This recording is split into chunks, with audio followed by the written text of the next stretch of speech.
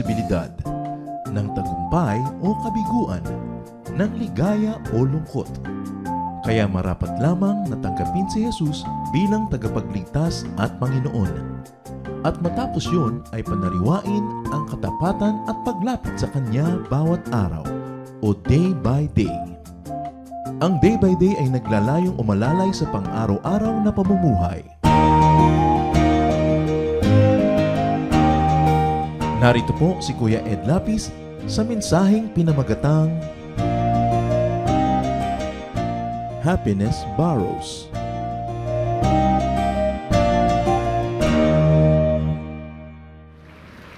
Ipinagdiriwang natin ang paghahari ng Diyos sa ating buhay. At ang isa sa mga pinakamahalagang bunga ng paghahari na yon ay ang kasiyahan, kaligayahan, happiness. God's rule is meant to bring us happiness. Therefore, we have a constant need to know about happiness and to be happy and even to be happier. Solomon in his wisdom said in Ecclesiastes 8:15, "So I commend the enjoyment of life, because nothing is better for a man under the sun than to eat and drink and be glad. Then joy will accompany him in his work all the days of the life God has given him under the sun." Iminumungkahi daw ni Solomon na ang ating buhay ay tamasahin natin ang kasiyahan, ang kaligayahan, sapagkat wala na daw iinam pa kaysa sa ang tao ay maging masaya, tumanggap ng pagpapala sa Diyos, at pagkatapos noon ay humarap sa Kanya. Na ang buhay natin dito sa mundo ay dagdagan, damihan natin ng mga kasiyahan. Hindi ito masama, kaya tayo nilikha ng Diyos ay para pagpalain. Pero paano nga ba sumasaya? Paano ba nagpapalungkot ng sarili? At paano ba natin nabubungkal ang taniman ng kasiyahan para mas dumami ito sa ating buhay? There are habits and there are attitudes that produce happiness. On the contrary, there are also habits and attitudes that produce loneliness. Kung ano ang iyong ugali, asal, pamamaraan ng buhay, kung anong iyong itinatanim, yun ang iyong aanihin. Kung marunong ka magtanim ng ligaya, dadami ang ligaya mo sa buhay. At kung marunong ka magtanim ng lungkot at yun ang iyong inaasikaso, tiyak nalulungkot ka rin. Now, happiness is habits. May ugali, may asal ang kaligayahan. And one habit is that happiness borrows. Isang lihim ng kaligayahan, ang ligaya ay marunong manghiram, marunong humiram, at marunong sumaya sa panghihiram lamang. Ama namin, salamat sapagkat kayo'y Diyos na nagmamahal sa amin at gusto nyo kaming sumaya. Turuan nyo nga po kami ngayon ng mga malalalim, magagandang paraan para mapasaya ang buhay na ito. At nang hindi kami puro reklamo, puro hiling, puro buntong hininga at himutok, turuan nyo po kaming makakita ng kaligayahan sa panghihiram. Ipaliwanag nyo at nang maisa pamuhay namin. Hiling namin, Panginoon, kayo pong maging tagapagsalita at sa inyo pong mga ituturo sa amin. Kami makalaya sa mga tali na kami rin ang naghapo sa aming sarili. Kami matapunan ng iyong liwanag at madagdagan ang kaligayahan namin sa buhay habang ito'y ipinagpapasalamat namin sa inyo. Salamat po sa presensya nyo. Forgive us our sins, cleanse us from all our iniquities. Speak to us, Father. Liberate us, empower us, enlighten us. In the name of your Son, Jesus, our teacher, we pray. Happiness borrows. Ang kaligayahan nanghihiram. Happiness is willing to just borrow. Happiness is contented with just borrowing instead of possessing. Maraming mga tao hindi sumasaya kasi hindi sila sasaya hanggang hindi nila naaangkin ang gusto nila at hindi sila nakalaan na manghiram na lang kahit paminsan-minsan. At hindi asawa ang pinag-uusapan natin. Lahat ng ibang bagay liban sa asawa. Happiness has secrets. To be happy, be glad to just borrow what cannot be owned. To borrow what is very troublesome to own. At least, kung ikaw ay kontentong manghiram ng hindi mo kayang mabili o kaya ay maging sayo mismo, hindi ka nasizero. Walang sayang na sandali. Yung mga taong ang laging patakaran, everything or nothing, kadalasan nagiging nothing. Lumalampas tuloy ang isang oras, isang araw, isang linggo, nothing, kasi gusto mo everything or nothing.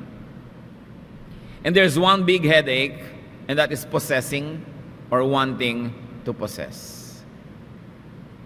Kung meron kayong isang bahay, mahirap nang ang alagaan yan. Pag naging 2, 3, 4, ang hirap. Tuwing may bagyo, marami kayong tinatawagan. Tuwing may lindol, marami kayong ipinaparepair. Marami kayong susweldohang magbabantay. At sila lang naman na nagpapasasa sa inyong mga bahay. Mahirap yung maraming kotse. Mahirap yung maraming inaalagaan sa buhay. Yung mga marurunong na tao, sa simula pa lang kahit may pera, sinisimplehan ang pamumuhay. Para konti ang inaalagaan. Because administration of what we have can be a great burden. Yung pagnanasa na mag-angkin at magmay-ari, ito ang nagpapalungkot sa maraming tao. Kasi kahit kapag pabale-balentong sa buong buhay mo, talagang maraming bagay na hindi magiging ganap na sa'yo. At kung gagawin mong requirement na maging masaya, ganap na sa'yo yon, kailan ka pa sasaya? Tumanda ka na lang at subakabilang buhay, hindi pa naganap. Sinong sumasaya? Yung marunong makontento sa pangihiram, kahit sanda-sandali lamang. James 4:1-5, what causes fights and quarrels among you? Don't they come from your desires that battle within you? You want something, but you don't get it. You kill and covet, but you cannot have what you want. You quarrel and fight. You do not have because you do not ask God. When you ask, you do not receive because you ask with wrong motives. So sabi talagang sa buhay, marami kang gugustuhin na hindi magiging sayo. At kahit sa love life, sabi nga nila, the best one is the one that got away. Lagi ka na lang nag-iisip nung hindi naging iyo, hindi mo naangkin. Pero pag lagi mong yun ang pag-iisipan, puro discontentment lang ang pupunta sa puso mo. Luke 12:15, then Jesus said to them, watch out, be on your guard against all kinds of greed. A man's life does not consist in the abundance of his possessions. Sabi niya, mag-isip-isip kayo at mapagbantay. Ang kabuluhan ng buhay ay hindi nakasalalay sa dami ng mga inaari o inaangkin o mga pag-aari. Happiness is aware and conscious of the borrowing. Hiram ang lahat. At ang tunay na taong sasaya, yung hindi siya lumilimot na nanghihiram lang siya. That the person has a borrower's attitude, not an owner's attitude. Hindi tayo owner, custodian lang. Kaya ang tawag nga sa Tagalog sa mga lupain, mga properties, ang totoo hindi pag-aari. Ang tawag natin doon, ari-arian. Kunwari lang. Kasi alam mo naman na mamamatay ka, ipapasa mo rin yun sa iba, ipapahiram mo rin sa iba. Kahit nga marami kang lupain, ikaw ba lagi ang pumipitas ng bunga ng iyong nyog? Madalas iba. Kahit marami kang bahay, ikaw ba lagi ang nakahiga sa mga balkon mo? Madalas iba. Yung mga katulong mo na party ng party habang wala ka. No? So, pag alam mo na hiram lang, hindi sumasama ang loob mo. Pag may ibang nakakahiram din, at pagka napupunta na rin sa iba. Happiness is aware and conscious of returning what is borrowed. Dahil alam mong hiram lang ang lahat, pagka binabawi na ng may-ari, hindi sumasama ang loob mo. Hindi matapos makahiram ka nung binabawi na, nakasimangot ka pat galit. But because you have a borrower's attitude, you are grateful for the borrowed things, borrowed moments. Kahit mga pahiram na sandali, salamat. Because everything is really just borrowed. Happiness is made up not of a few things, few big things that you own. But happiness is usually made up of many little things that you borrow. Pag ilalagay mo lang ang kaligayahan mo sa mangilan-ngilang bagay na malalaki at talagang sayo, konti lang ang ligaya mo. Samantala kung natuturuan mo ang sarili mong lumigaya sa mumunti, maliliit, sumandaling mga hiram, marami kang pagkukunan ng kaligayahan. At pag dilingon mo ang iyong buhay at inipon mo yon, ang dami na nun, mas marami pa doon sa konting malalaki na sinikap ng ibang maging buong-buong kanila. Ecclesiastes 5:15, Naked a man comes from his mother's womb, and as he comes, so he departs. He takes nothing from his labor that he can carry in his hand. Hubad daw na dumadating ang tao sa mundo at hubad ding umaalis.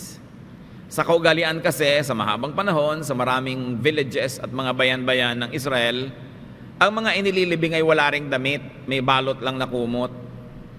Siyempre tayo, kung suot-suot mo hanggang mga alahas mo at ang mga Tupperware bracelets mo pag namatay, parang hindi mo maintindihan yung why will I be naked when I depart? Nakabarong Tagalog pa nga, nakaterno, etc. etc. Pero ang konteksto nito, hubad ka ring inililibing. Therefore, isa lang ang ibig sabihin, happiness borrows. Nung ipinanganak ka, wala kang suot, wala kang ari-arian, wala, nothing. Therefore, lahat ng napalagay sa katawan mo, napapaligid sa'yo, inuupuan mo, hinihigan mo, tinitirhan mo, sinasakyan mo, hiram lang. Pahiram ng Diyos. At hindi lang mga material na bagay, happiness borrows time. Other people's time. God's time. Eternity's time. Hinihiram mo lang yun.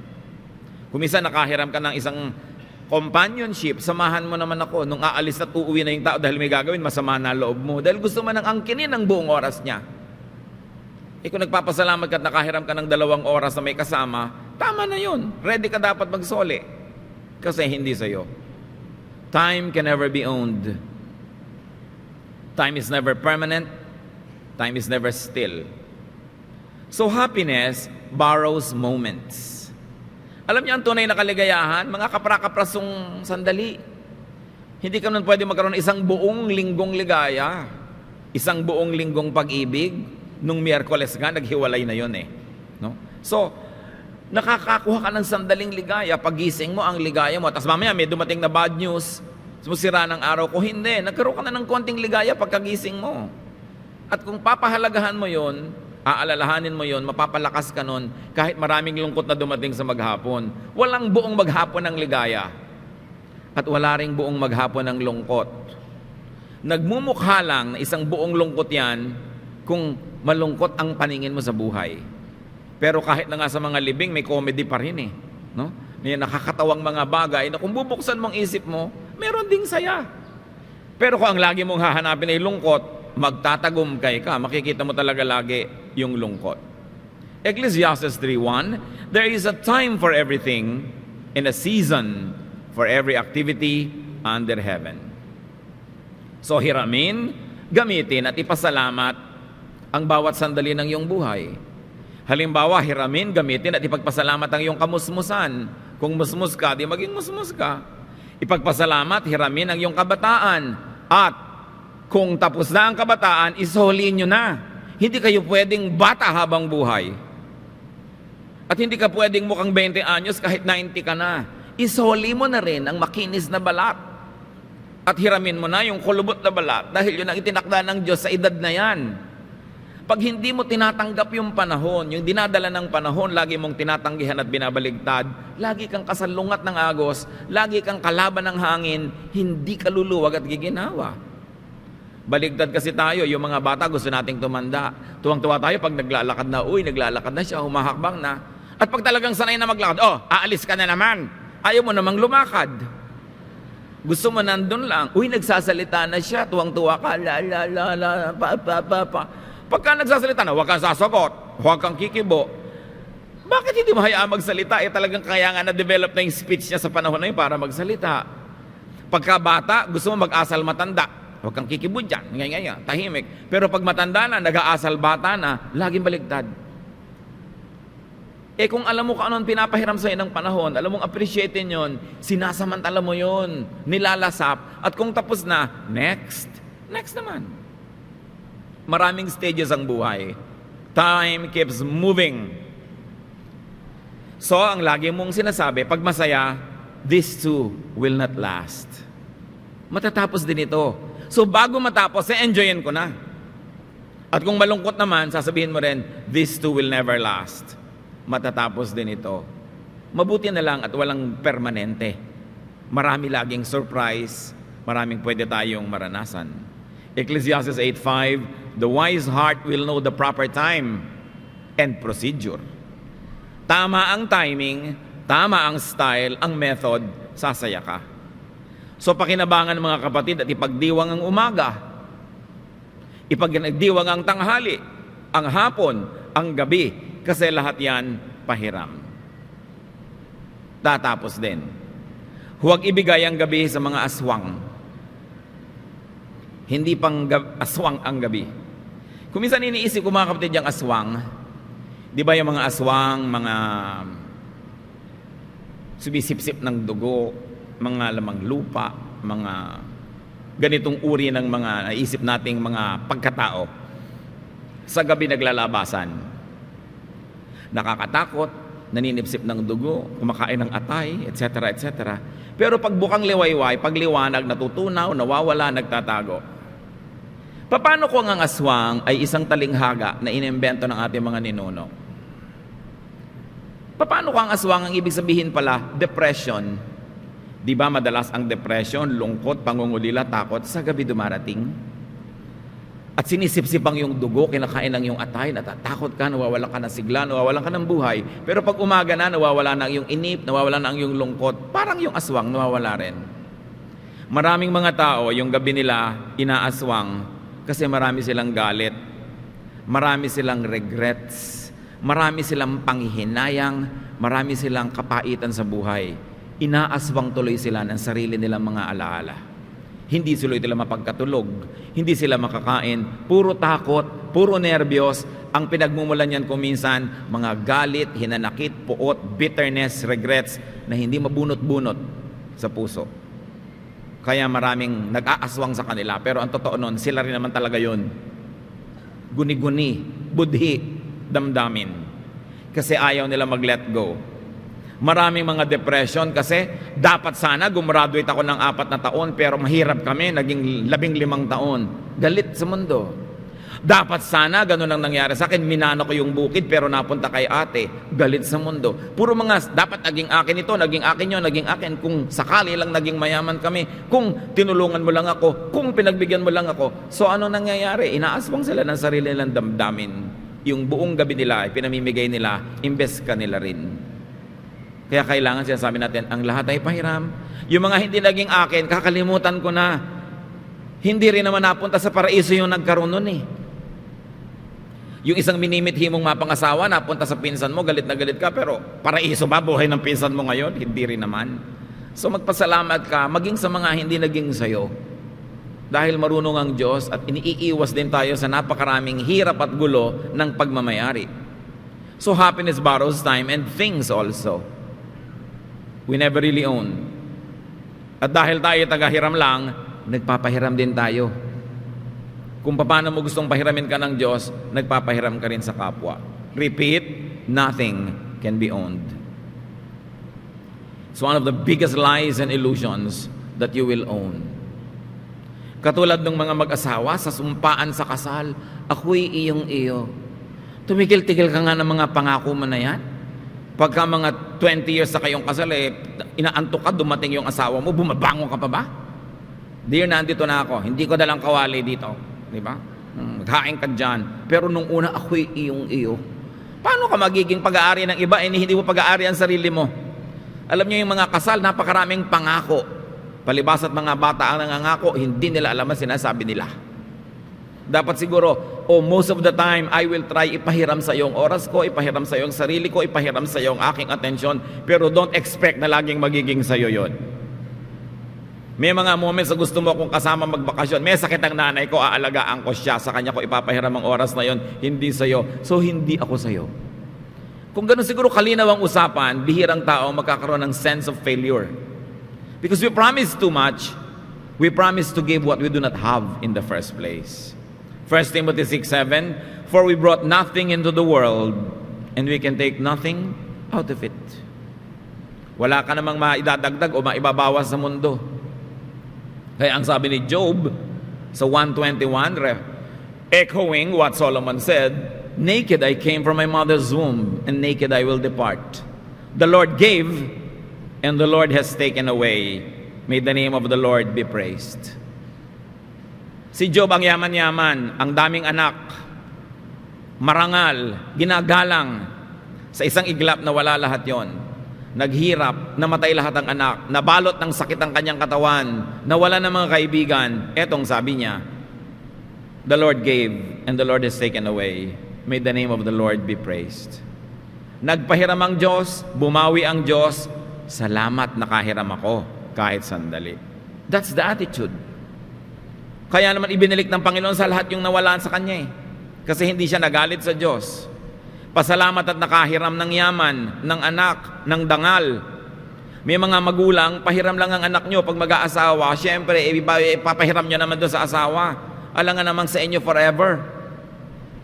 May mga magulang, makasarili, ayaw pag-asawahin ng anak para may mag-alaga sa kanila. Pagtanda ng anak nyo walang asawa, sino ngayon mag-aalaga naman sa kanila rin? Selfishness yan. Pahiram ang lahat. Pinahiram ba kayo halimbawa ng Panginoon ng napakabibilis na mga paa, ang tagal nyong runner, nananalo kayo, tapos tumanda na kayo, may mga rayuman, ang hina. Imbes magalit kayo sa mundo at magmukmok, ipagpasalamat yung nakahiram kayo noon. So isinusoli nyo na yung inyong matibay na paa. Nakahiram kayo ng puting buhok ngayon, itim na buhok, ngayon puti na. O nakahiram kayo na ng buhok, ngayon wala ng buhok. Salamat! Nakahiram kahit sandali.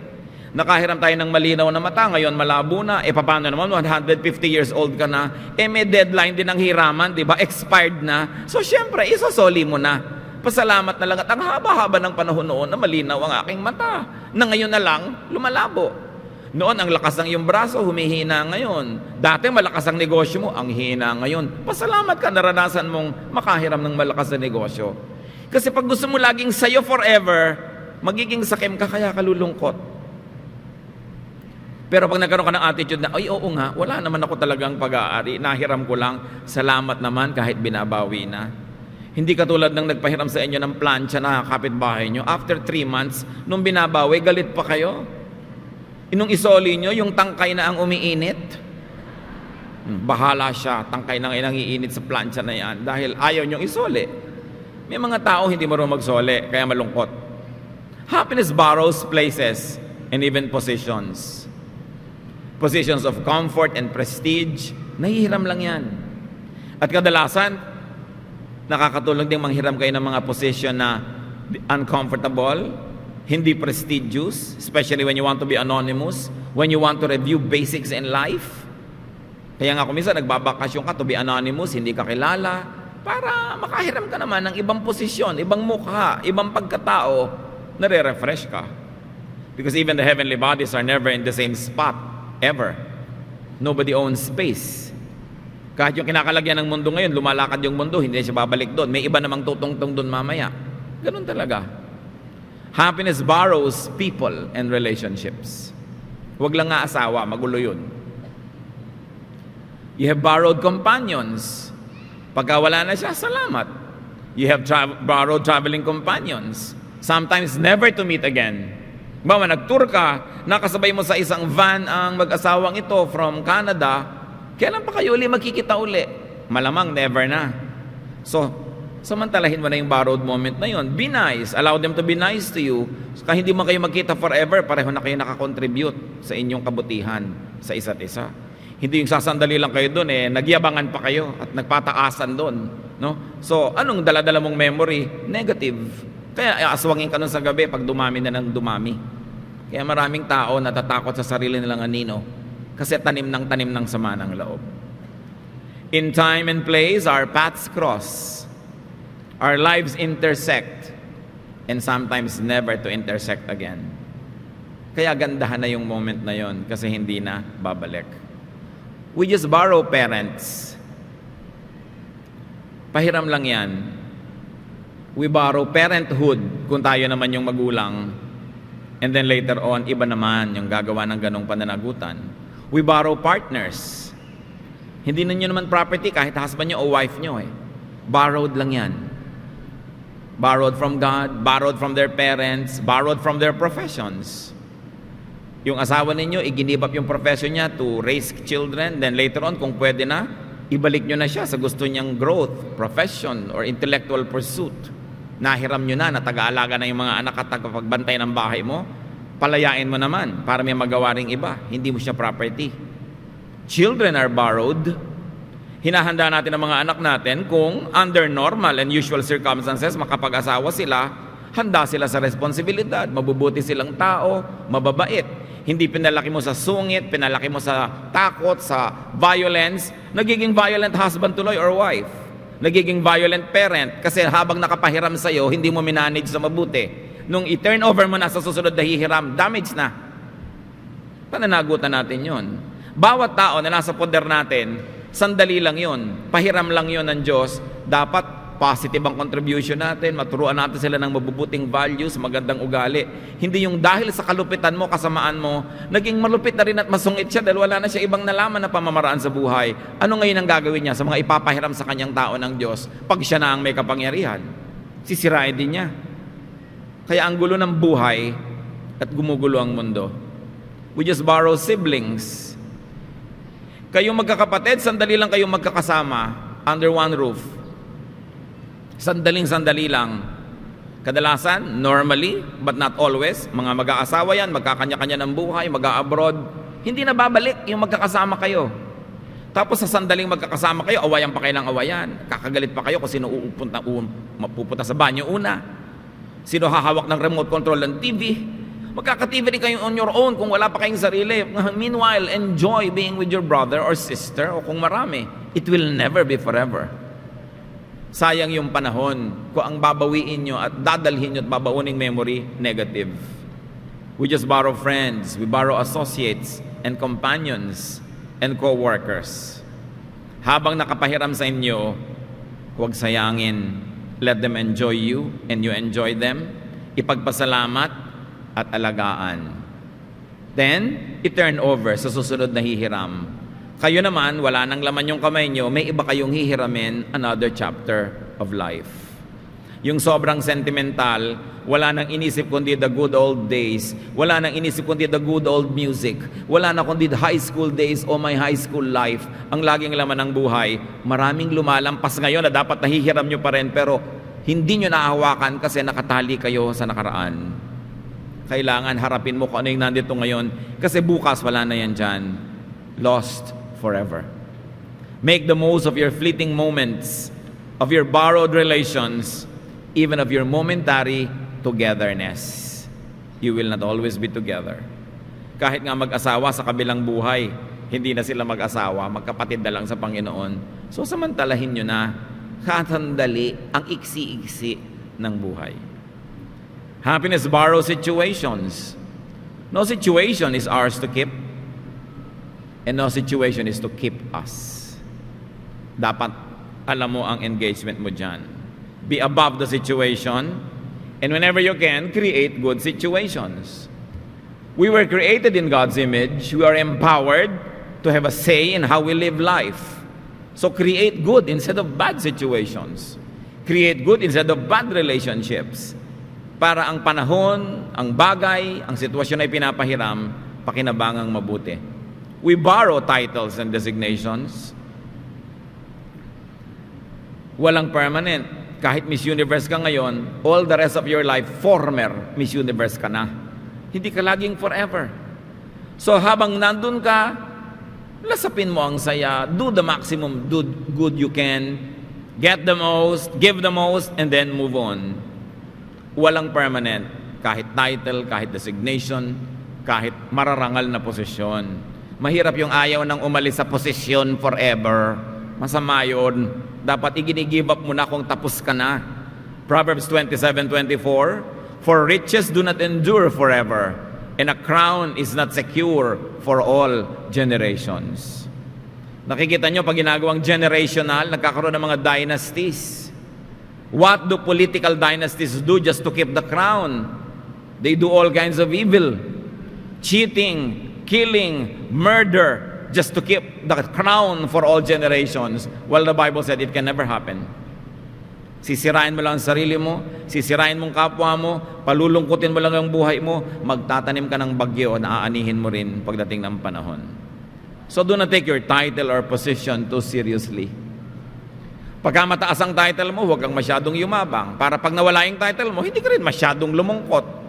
Huwag kang masyadong serious sa buhay. Do not grieve loss of your title or position too much. And also, do not celebrate having it too much. Para pareho lang ang effect sa'yo. You're unruffled, quiet, secure. Happiness borrows life. Sa lahat yata ng dapat alam natin na hiram lang, buhay ang dapat malinaw.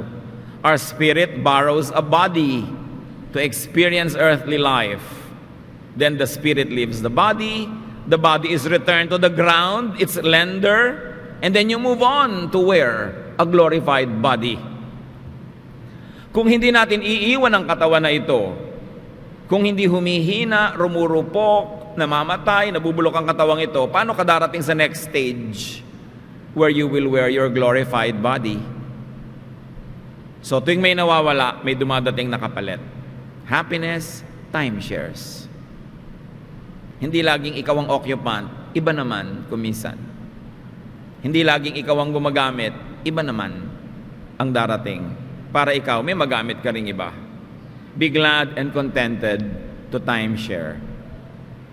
Kita nyo yung mga vacation houses, yung timesharing, yung meron kang 2 weeks a year sa isang vacation house, tapos may 20 other people who have 2 weeks each. At least hindi ikaw nag-aalaga, hindi ikaw nag-maintain, darating ka lang para gumamit. Dahil kung sa'yo ang vacation house, no way that you can be there more than 30 days a year. All the rest, 11 months, iba yung nakatira, pinapasweldohan mo, inaalagaan mo. Pagtalikod mo, doon nagpa-party ang bantay. Alam niyo ang bantay, nagiging bantay sa lakay yan. No? So pag marami kang binabantayan, gumugulo ang buhay mo. So pwede na yung timeshare. Kasi kung pwede ka namang magbakasyon ng kalahating taon sa isang buong taon, sa kakikita ng pambayad doon sa pambakasyon mo, syempre, sandali lang yun. Kaya yung to own is a big problem. Magagalit sa akin yung mga nagbebenta ng kutak-kutakot na kondo at bahay dyan, ha? Pero ang totoo lang, the more you have, the more trouble. At yung kondo na yan, hindi mo alam, hindi sinasabi sa'yo yung juice. Akala mo, pag naisangin sa'yo na yun, tapos na, naku po, habang buhay, nagbabayad ka ng mahal na juice dyan, ano? Para ka nagbayad uli ng isang bahay at lupa sa Camellia Homes. Sa juice mo pa lang yun. Happiness does not always own.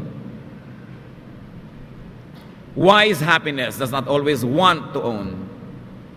Godly happiness does not always have to own. Truthful happiness does not always pretend to own. Happiness does not bear the burden of ownership.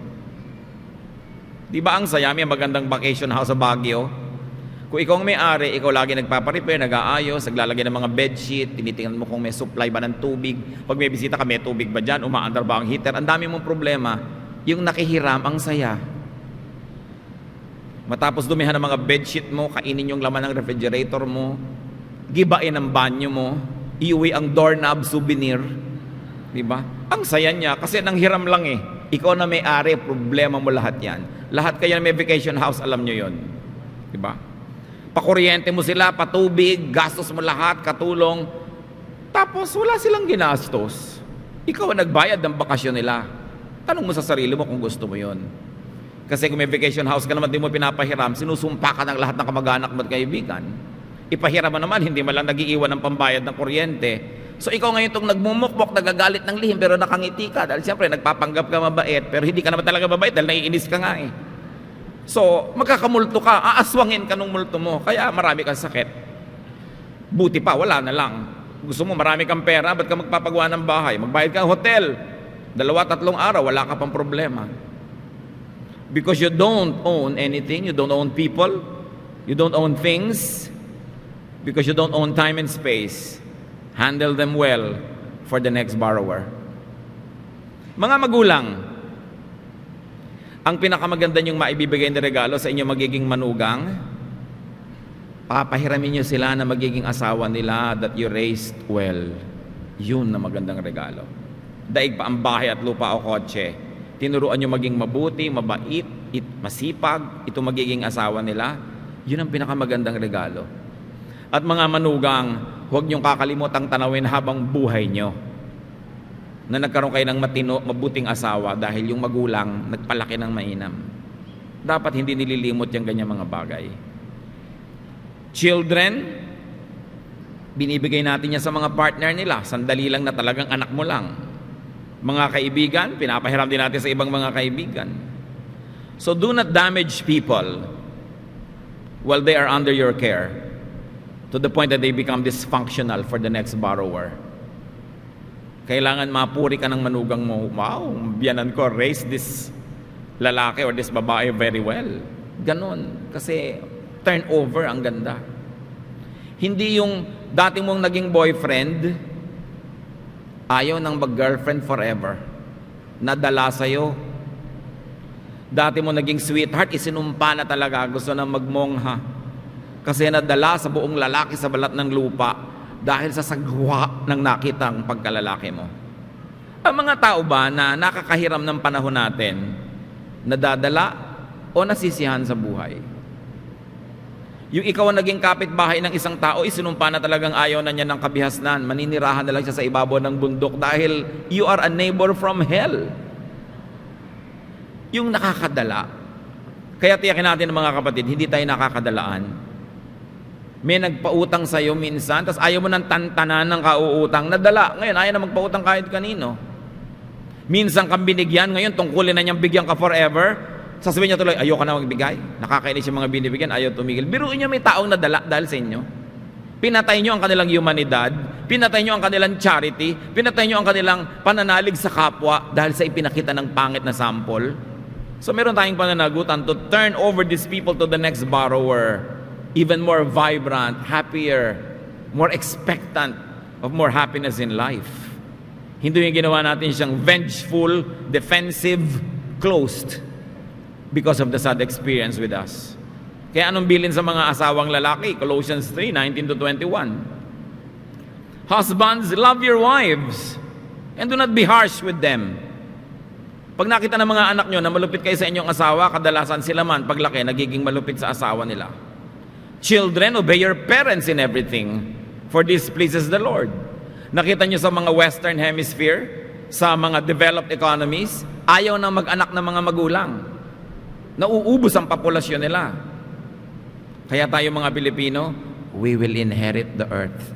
Kasi ang dami-dami natin. Diba? Sila nauubos. Pati nga sa Japan ngayon, tinatanggap na yung mga Filipino nurses. Dati ayaw. Wala na silang nurse eh. Pati Japan mamanahin natin. Ang tatandaan na nila ay nauubos. Pero mga bata, hindi ba?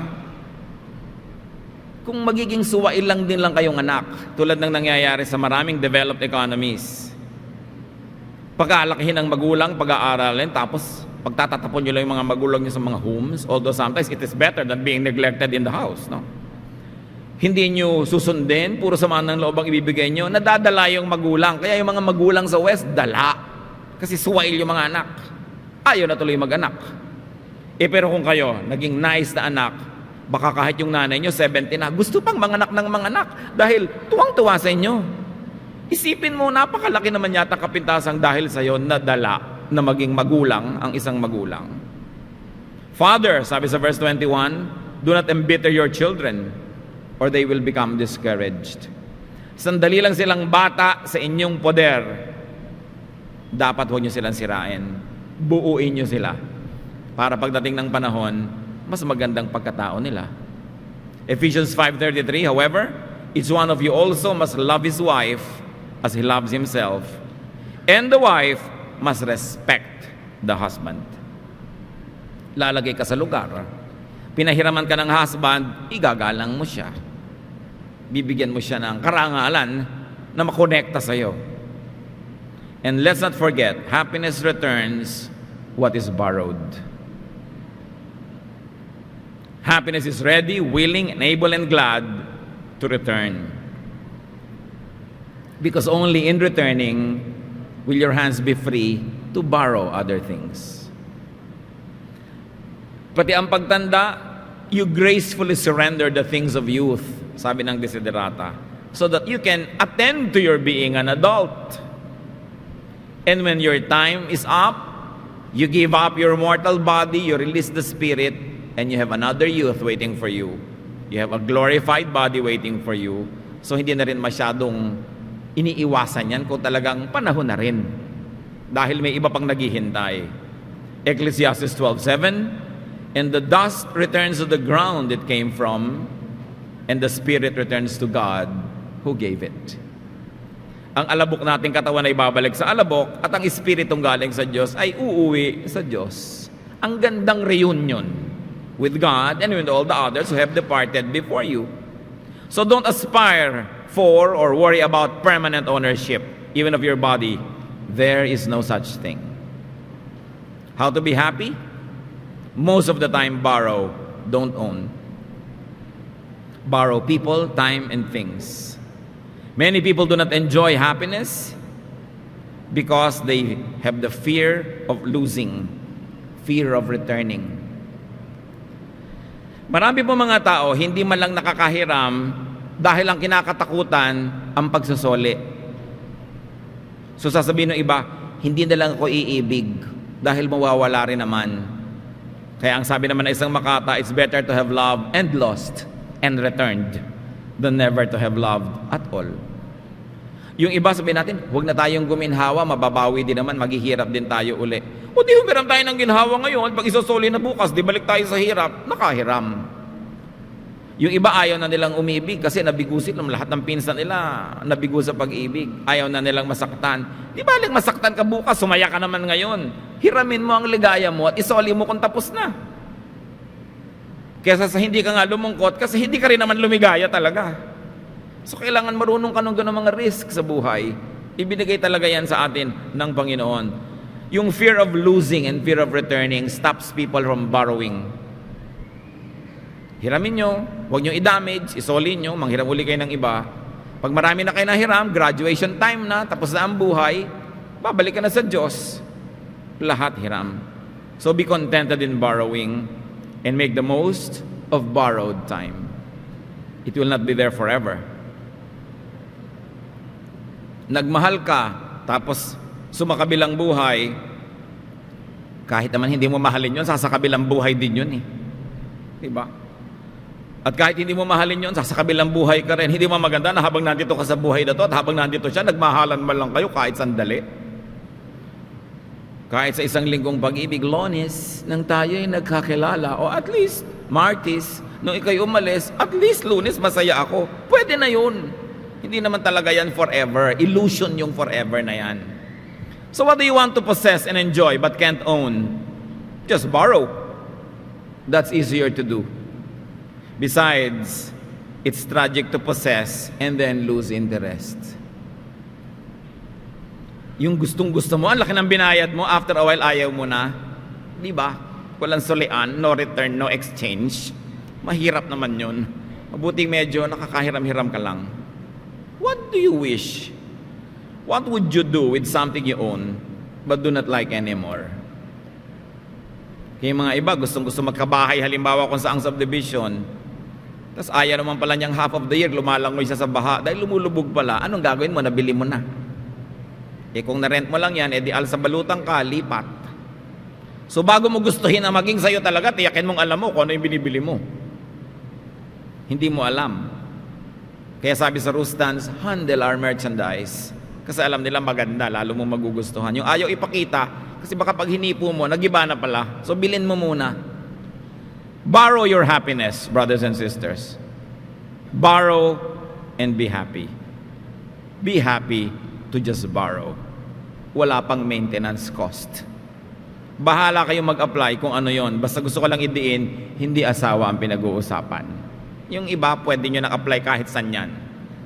I-apply nyo yan sa bahay, sa vacation house, sa mga sinasabi ko sa inyo. And then don't be unwilling to return. And don't forget, because you borrow, you also lend. The other half of borrowing is lending. So you lend yourself to people. You lend your name to good causes. You lend your warm body to good projects. You lend your time, your talent, your treasure to good things. Because you also borrow. Then don't worry about returning. Of course, you have to return. When the right time comes, it will come. Pasalamat, nakahiram. Don't be possessed by regrets. Open your eyes, open your hands, open your arms and your heart to new leases. Ano ba ang mga pwedeng mahiram na bago? Buksan yung mata nyo, marami. Ano bang pwedeng mahiram na oras, mahiram na energy, mahiram na sandali? Ganun lang talaga. Pagkatapos, tapos na ang buhay, you move on and be with God. So what do you want in your life? Baka pwede na lang hiramin yan. Konting-konti lang ang kailangan talagang bilhin, ang mahal pa ng bayad. Aming Diyos, salamat sapagkat kayo'y nagpahiram din sa amin ng buhay. At salamat din, hindi permanente ang buhay na ito dahil ang daming imperfection na nangyari, ang dami ring pait, ang daming luha. Salamat na lang, natatapos din ang buhay na ito at hindi forever. At salamat at may isang bagong magsisimulang buhay pag humarap na kami sa inyo. Turuan niyo kami, Lord, na huwag maging sakim, huwag laging maghangad na maging may-ari, lalong-lalo maging may-ari ng kapwa-tao. We don't own ourselves and we cannot even own another person. Sa aming mga narito ngayon sa iyong harapan na nagkakamaling itrato ang aming mga mahal sa buhay na as if property namin sila, pag-aari namin sila, Lord, forgive us and correct us so that we will handle the merchandise well. We will take care of it dahil kami mga katiwala mo lang at magpasalamat kaming nakahiram. Sa mga kapatid na nalulungkot, nagluluksa, nagagalit, sumasama ang loob dahil may mahalaga sa kanila na nabawi at wala na ngayon, turuan nyo kami, Lord, magpasalamat na nakahiram. Makalaya kami sa mga aswang na to ng mga bitterness, anger, lack of forgiveness, so that our hearts will be free to borrow new things, even a new chapter in our life. Magbulay-bulay tayo mga kapatid sumandali at isipin kung ano mga practical application nito sa ating buhay. And enjoy borrowing. God is the lender. God doesn't charge interest. God loves to lend everything to us. Lord, deal with us. Teach us some more in moments of silence.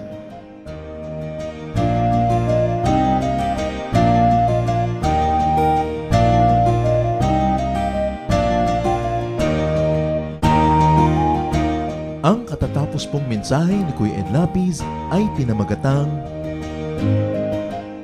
Happiness Borrows.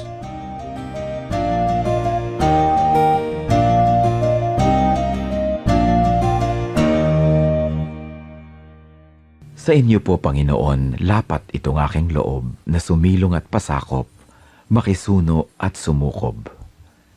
Sa tuwing kayo'y lalapitan ay lagi nang gumagabay, taus-pusong lumilingap sa bawat pusong sugatan. Kabutihan niyong matapat, bukas palad kung magbigay, kahit ang tulad kong abay, walang patagong anuman.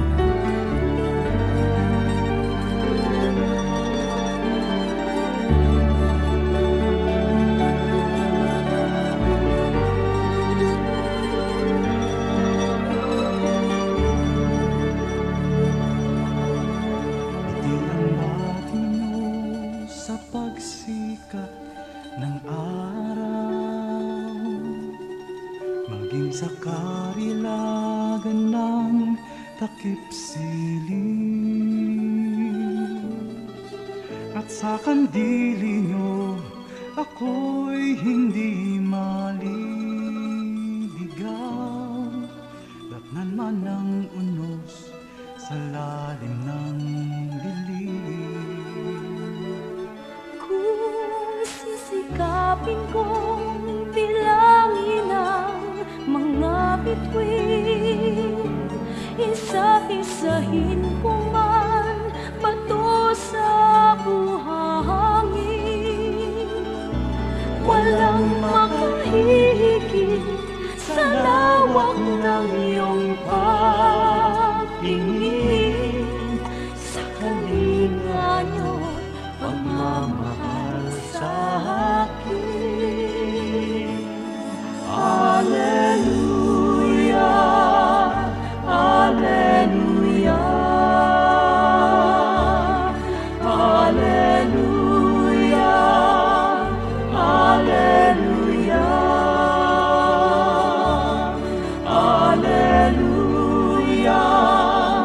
Hallelujah,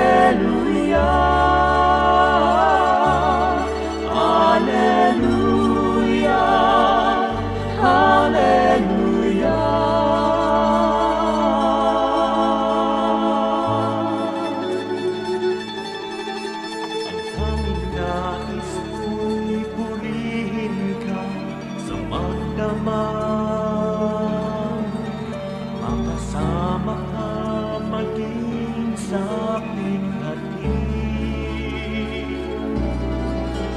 ako'y nagagalak sa kaligtasan niyo't habag. Pagkat paglapit ko, ngiti ang iyong bati. Hallelujah, Hallelujah, Hallelujah, Hallelujah, Hallelujah, Hallelujah,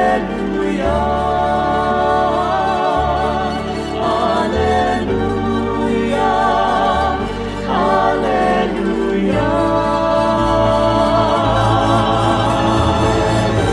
Ngiti ang iyong bahati sa bawat sandali. Kayo'y hindi nagsasawa. Ako'y dinilisan, di niyo hinayaan. Kayo ang laging kasama. Ngiti ang iyong bati sa bawat sandali. Kayo'y hindi nagsasawa.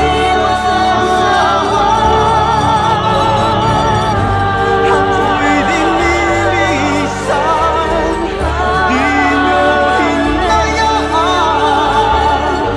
Kayo ang laging kasama. Hallelujah, Hallelujah, Hallelujah,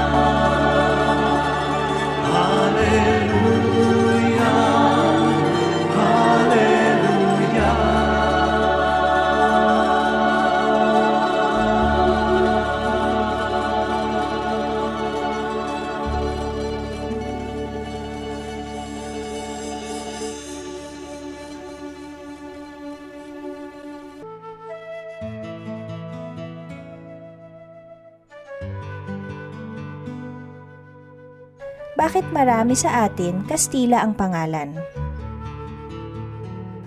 Hindi komo tunog Kastila ang apelyido ng Pilipino, Kastila siya o siya ay may lahing Kastila.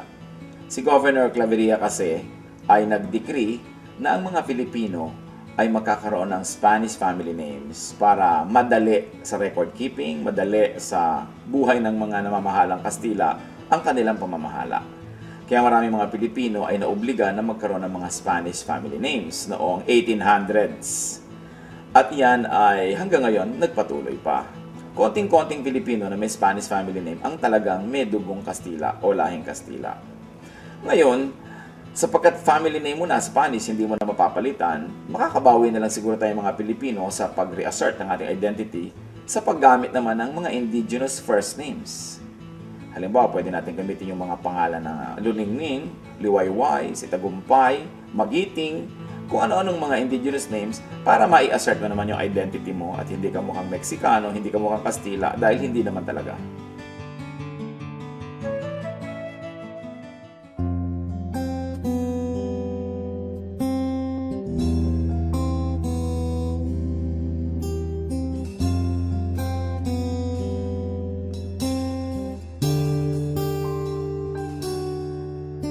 Mula sa sinapupunan ako'y iyong kilala. Wala na ngang iba, sa inyo'y hihigit pa. Panginoon, tapat, dakila ka. Kayo lang ang pupurihin at siyang tatanghalin, pagkat kay buti-buti niyo sa akin. Ang pag-ibig na sadyang kay ganda, mga pangako niyo'y gabay sa aking daan. Walang makapapantay sa anak ninyong alay. Ang pag-ibig niyo'y sapat kailan pa man.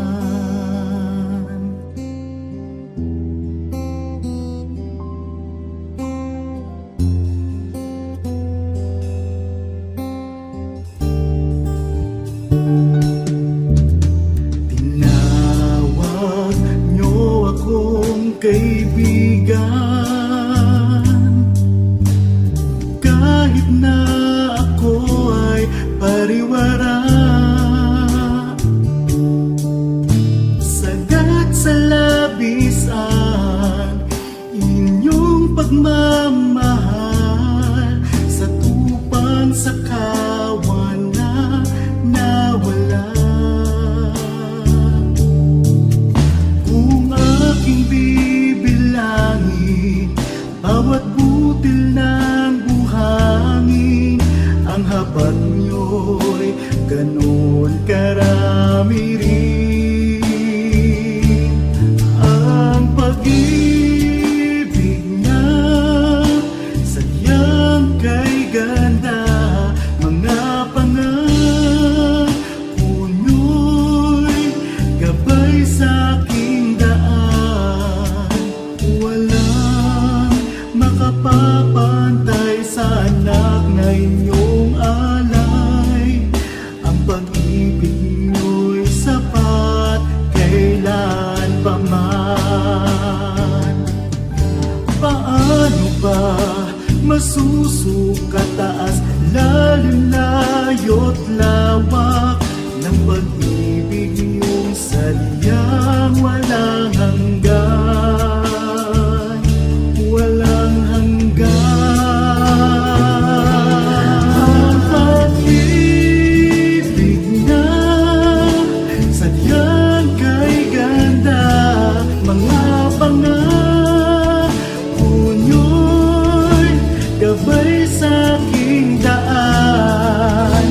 Walang makapapantay sa anak na inyong alay. Ang pag-ibig niyo'y sapat kailan pa man.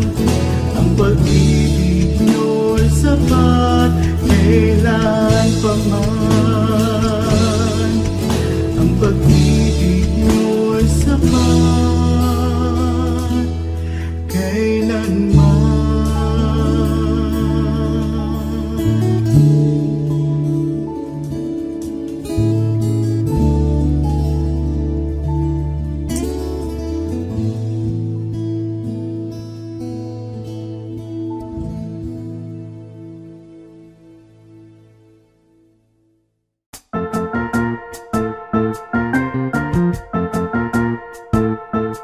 Oras na po para pansamantalang magpaalam ang programang Day by Day.